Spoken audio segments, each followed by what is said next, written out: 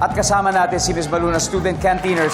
Manalo na po sila ng 100,000 eh. Pero siyempre, mas masaya makapag-uwi sila ng total cash prize of 200,000. Yes. At siyempre po, panalo rin ng 20,000 ang napiling charity. Ano pong napili ninyo, Miss Maluna? Child House. Child House. Alright. Meron po kayo 20,000 from our winning team. At ngayon na po, ito ng panahon ng Fast Money. Kaya bigyan niyo po ako ng 20 seconds. Takbo.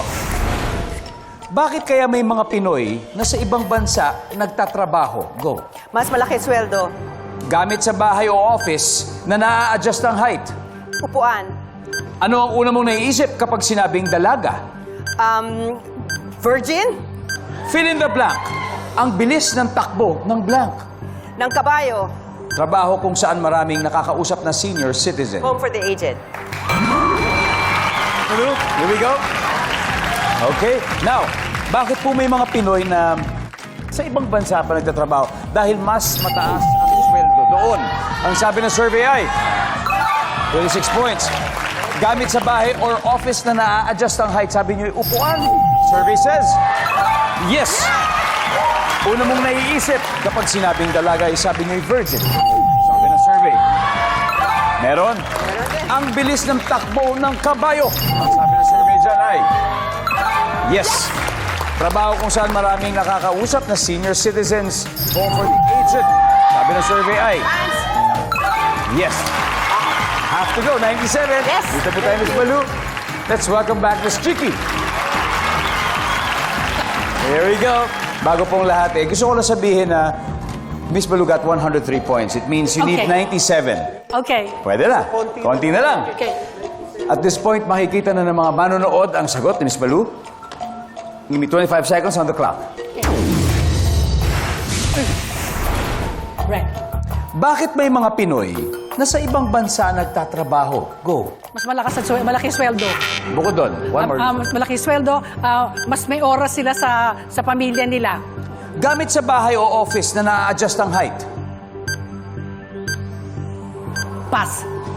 Ano ang una mong naiisip kapag sinabing dalaga? Pilipina. Ang bilis ng takbo ng blank. Panahon. Trabaho kung saan maraming nakakausap na senior citizens. Customer service. Let's go, Miss Chicky. We need 97. Give it up. Okay. Bakit kaya may mga Pinoy na sa ibang bansa nagtatrabaho at sabi nyo para, siyempre, mas may oras sa pamilya? Ang sabi ng ating survey dyan ay, oh, Okay. kasi ang top answer dito dahil mahirap ang buhay dito sa Pilipinas. So okay. yan. Gamit sa bahay o office na na-adjust ang height, hindi na natin nabalikan. Pero ang top answer dito ay upuan. Nakuha ni Ms. Malu. Trabaho kung saan maraming nakakausap na senior citizens. Ang sabi niyo ay customer service. Ang sabi ng survey natin dyan. Wala rin. Uy! Ang top answer dito ay hospital staff. Mga nurse, yung mga doktor, yun po ang ating top answer. Eto, una pong naiisip kapag sinabing dalaga, dalagang Pilipina. Ang sabi ng survey dyan ay, Top answer. yes. Ang Pero top hindi answer pa- ay single. Pag Single? sinabing dalaga Pilipina, single siya, single. Okay. And finally, ang bilis ng takbo ng panahon. Panahon. Totoo Top yan. answer. Totoo yan, napakabilis talaga. Ang sabi ng survey dyan ay, yes. Pero hindi pa din 97. Ang top answer dito ay sasakyan. Mabilis ang takbo ng sasakyan. Bas, anyway, congratulations. Thank Nanalo you. pa rin po kayo ng 100,000 naman.